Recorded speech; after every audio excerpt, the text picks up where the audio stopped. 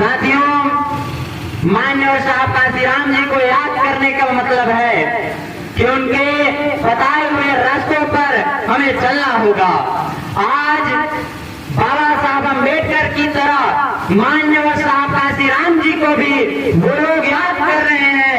वो लोग आज बड़े बड़े मंचों में, सोशल मीडिया में, टीवी समाचार चैनलों में और यहाँ तक कि जो पत्रकार है वो अपने लेखनों में मान्यवर साहब काशीराम जी के बारे में लिख रहे हैं। वो लोग भी आज मजबूर हैं मान्यवर साहब काशीराम जी को सादर श्रद्धांजलि अर्पित करने वाला, जो मान्यवर साहब काशीराम जी का नाम तो लेते हैं मगर उनके ही बनाए बहुजन समाज पार्टी का पानी पी पी कर उसका विरोध करते हैं। तो सबसे पहले अगर आप मान्यवर साहब काशीराम जी को याद करते हैं तब उनकी कही हुई उनकी बातों को भी आपको याद रखना होगा, उनके बताए हुए रास्ते पर आपको चलना होगा।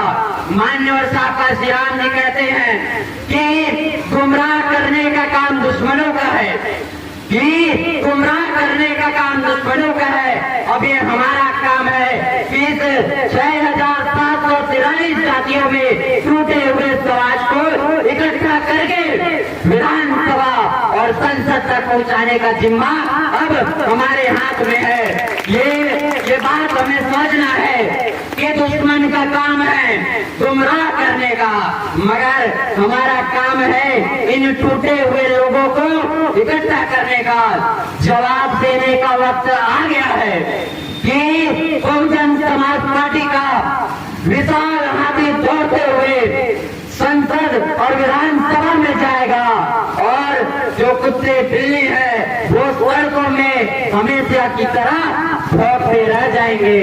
मान्यवर साहब काशीराम जी कहते हैं कि हमें अपनी नलायकी, जो समाज की नलायकी है, उस समाज की नलायकी को दूर करना होगा।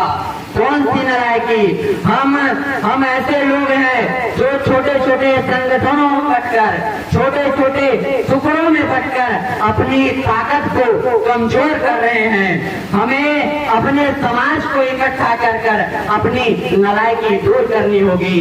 हम लायक नहीं बने थे, इसीलिए मंडल कमीशन आयोग को लागू नहीं किया गया। हम लायक नहीं बने थे, इसलिए बाबा साहब अम्बेडकर जी को वो मान सम्मान नहीं मिला था। हम लायक नहीं हुए थे, इसलिए हमारे आरक्षण को काटा गया। हम लायक नहीं थे, इस वजह से 85% होने के बाद भी हम शासन सत्ता तक नहीं पहुंच पाए।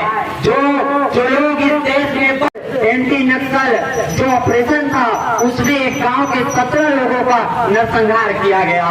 जब न्याय मांगने के लिए जो एक आदिवासी बेटा था हिमांशु कुमार, उन्होंने इस बात को उठाई कि झूठे नक्सल होने के नाम पर हमारे लोगों को मारा जा रहा, और अभी कुछ दिन पहले सुप्रीम कोर्ट से उनके ऊपर 5 लाख रुपए का जुर्माना ठोक दिया गया।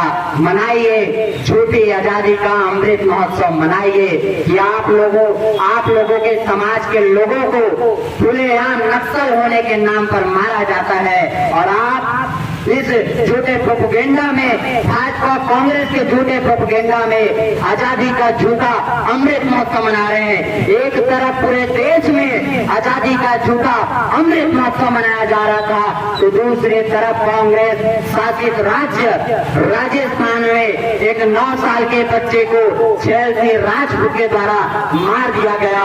बहुजन समाज पार्टी उस न्याय के लिए लड़ाई लड़ रही है। इसीलिए हम कहते हैं कि जो इतिहास हमसे छिपाया गया, उस इतिहास को खोजकर बाबा साहब अम्बेडकर जी के उनके साहित्यों को पढ़कर आज समाज जग रहा है, उनके विचारों पर चल रहा है। तब ये कांग्रेस और भाजपा वाले लोगों को गुमराह करके अब हमारे जो संत गुरु महापुरुष है उसे अब छोटे छोटे मंचों में, अपने बड़े बड़े मंचों में, अपने सोशल मीडिया में, टीवी समाचार पत्रों में अब हमारे जो बहुजन समाज के संत गुरु महापुरुष है उनको अब वो मनाने लगे हैं। आजादी का अमृत महोत्सव एक तरफ मनाया जा रहा था, लोगों को सोशल मीडिया में, टीवी समाचार पत्रों में ये बताया जा रहा आंकड़ा कि देश 75 साल की आजादी में किस तरह से देश प्रगति की है, मगर मैं आपको बताना चाहता हूँ कि एक तरफ तो मंचों से आजादी का अमृत महोत्सव मनाया जाता है, मगर दूसरी तरफ हमारे देश के लोग इस देश को छोड़कर विदेशों में जा बैठते हैं। 2017 में 1,33,000 लोगों ने भारत की सदस्यता यानी नागरिकता छोड़ दी। 2018 में 1,34,000 लोगों ने इस देश की नागरिकता छोड़ दी। 2020 में 1,44,000 लोगों ने इस देश की नागरिकता छोड़ दी और 2021 में सारे रिकॉर्ड तोड़ते हुए 1,63,000 लोगों ने इस देश की नागरिकता छोड़ दी।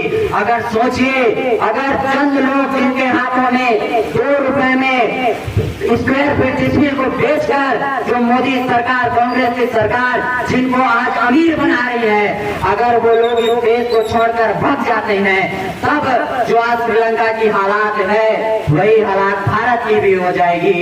इसलिए साथियों, समय कम है, हमें अपने लोगों को जोड़ना होगा। गुमराह होते होते हमें गुमराह नहीं होना है। जो लोग गुमराह हो रहे हैं उन सबको हमें इकट्ठा करके अब सिर्फ एक संगठन, नीला झंडा और हाथी निशान के बैनर तले हमें इकट्ठा करना होगा।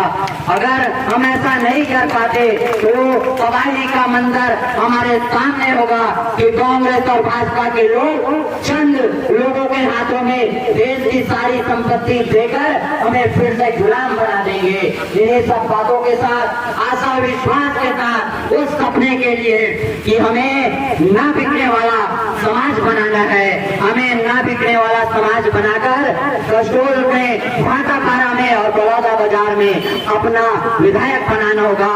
तब जाकर हमारा मान सम्मान, हमारा हक अधिकार, हमारा शिक्षा, स्वास्थ्य, रोजगार बढ़ सकता है। इसीलिए हम सबको इकट्ठा होना होगा। इन्हीं सब बातों, विश्वास के साथ मैं अपनी वाणी को विराम देता हूँ। जय भीम, जय भारत।